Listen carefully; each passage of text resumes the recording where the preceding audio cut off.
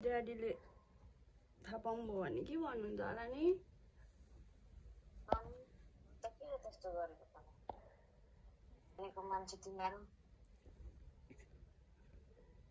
कि त माग्न आइज भन्नुपर्छ घरमा। उहाँको नि प्रब्लमै भएको थियो, खोइ घरमा के हो।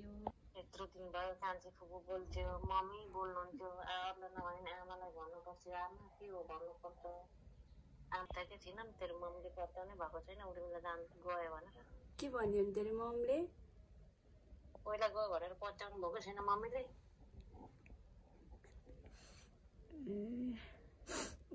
के अरे एउटा फेसबुकबाट चिनेको केटी साथी नै थियो, अनि उसकै घरमा बसिरहेको छौँ। के गर्छस् हो त पनि, तपाईँ त नि यत्रो पढा लेखेको मान्छे, यत्रो बुझेको मान्छे भनेको त झन्।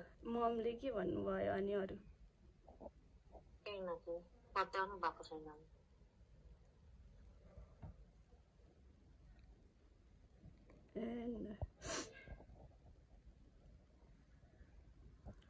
अब ट्याडीलाई पनि अब के भन्नु,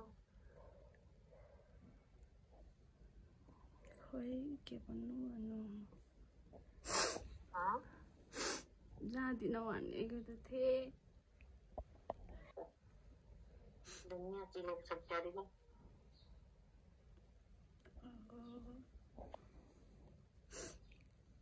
मम्मी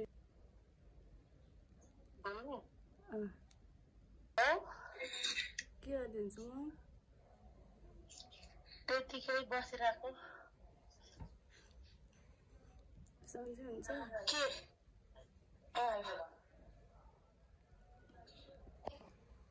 कहाँ हो? हजुर कहाँ हो? खोटाङ। के खोटाङ हाउडी बोलेर राख्ने मान्छेलाई ढाँट्छ? हजुर साँच्ची भनेको कि झुट गरेको? साँच्ची नै हो। अस्मिताहरू साँच्ची नै हो। अब के बाउलाको त नि होइन लाउ, मलाई त ढाँटेर जस्तो लाग्छ त। अनि के भएको? अनि किन त्यस्तो गर्यो?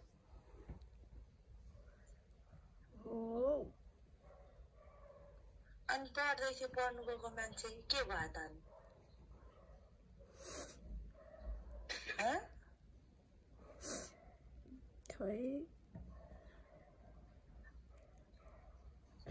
अनि अब एक दुई वर्ष राम्रोसँगले आफ्नो करियर बनाऊ।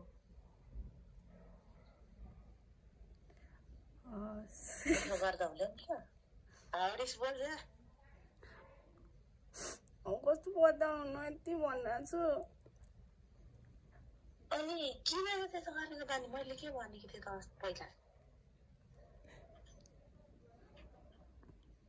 अनि के हो खोइ बोल्नु देऊ त। उनी मास्तिरतिर जानुभएको छ। के गर्नु जानुभएको मास्तिरतिर? दाइसँग जानुभएको छ। अनि खोटाङमा चाहिँ को छ? उनीहरूकै ठुल्बुबाको खोइ पढ्ने को छ अरे को त आइसक्यो। घर पनि आएर फर्केको कि एकैचोटि त्यता गएको भागेर? घर ढुङ्गाले केही भनेको छैन त अहिलेसम्म? थाहा छैन नि त। अनि कोठामा नभएपछि कहाँ गयो भनेर भन्दैन त? दाइको छुट्टी नै हुँदैन आउनलाई। अनि उसले त भन्नु होला जाने पक्कै। खोइ भन्नुभयो कि थाहा नै छैन। भन्नु भयो नि तपाईँहरूलाई नि दाइले? केही पनि भनेको छैन, केही कुरा भएको छैन।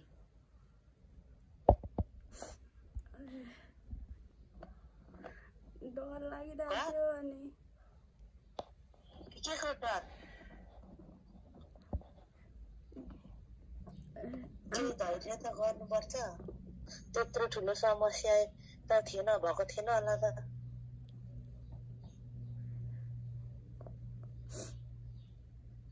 खोइ म आमा हुनुहुन्छ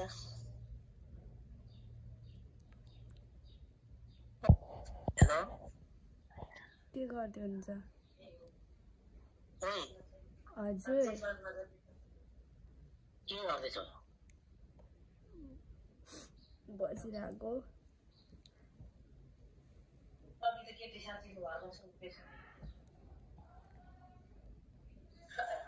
के गरेर हिँड्दैछौ अरे गर्नुपर्छ तिमीहरूले बुद्धि अनि त्यो दाजुले पनि थाहा पाएको छैन भाउजूले पनि थाहा पाएको छैन तिमीहरू के गरेर हिँड्छौ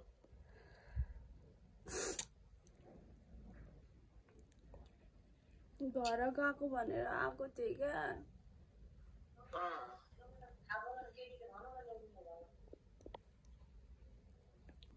सोध्नु नसक्ने हो भने पछि बिहे गरौँ नि 1-2 वर्ष पछाडि आगो ल 3 महिना पछाडि आउँछु कहाँबाट आउने 3 महिना कस्तो लाग्यो मेरो प्र्याङ्क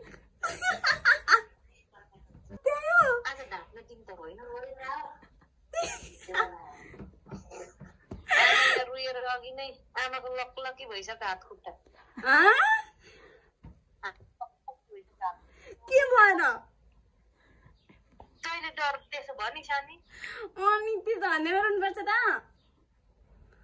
मैले पनि पत्याएको थिइनँ बाउलाई भिडियो कल गर साँच्चीकै पत्याएको रुखु आमा अनि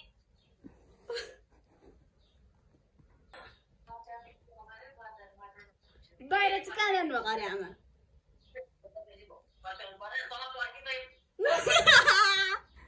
नरुन चिज पार्दै आमा मलाई पत्याएको थिइनँ है यसले ढाँटेकै हो भने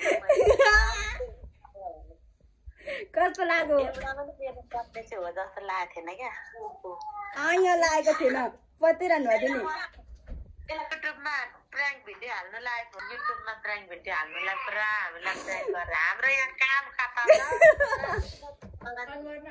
आमा ध्याउँदै बोल्ने आमा आँसु आँसु रुनु हाटेर हो अरे हो रहेछ रुँदैछ भन्छ मान्छे ए बाबा होइन यो लिनाले कहाँ बसेर ढाड्दैछ मेरो मनमा चाहिँ यही युट्युबै सम्झिरहेको पक्का भिडियो बनाएर रुँदैछ किन रुनु भएको आमा नरुनु किन रुनु भएको हौ प्राङ्क गरेको अरे टिकटकमा कति प्राङ्क गर्छ त देख्नु भएको छैन आमा साँच्चै भइहाल्छ भने उर्मिलाको कहिले पनि सरी म नरुनु न छि आमाको त्यसो भन्छ त गर्दिन हौ त्यस्तो म कहिले नि छि सरी भन आमालाई मैले सरी भनिसकेँ त नरुनु न आमा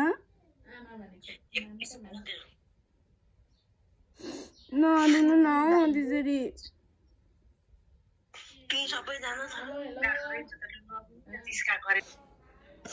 साथीहरू मेरो प्राङ्क पनि खत्रै प्राङ्क भयो होइन हजुरआमा धेरै रुनु भयो मम्मीले चाहिँ हल्का विश्वास पनि गर्नुभएको थिएन तर पछि विश्वास हल्का हल्का गरे जस्तो लाग्यो अनि फेरि कतिसम्म विश्वास गर्नुभएको थिएन फेरि मेरो प्राङ्क सक्सेसफुल भइसकेको छ तर हजुरआमाको मन धेरै दुःखो होइन यहीँबाट पनि आम सो सरी भन्न चाहन्छु र मलाई पनि थोरथोरीहरू आउनु भयो साथीहरू मेरो प्राङ्क कस्तो भयो ल साथीहरू यति भन्दै आजको भिडियोलाई चाहिँ म यहाँ इन्ड गर्न चाहन्छु र सबैले हेरेर साथ सपोर्ट र माया गरिदिनु होला प्राङ्क पनि यस्तो प्राङ्क भयो सोच्नै नसक्ने प्राङ्क भएको छ ल यति भन्दै भिडियो हेरिदिनु भयो भने थ्याङ्क यू सो मच भन्दै बाई बाई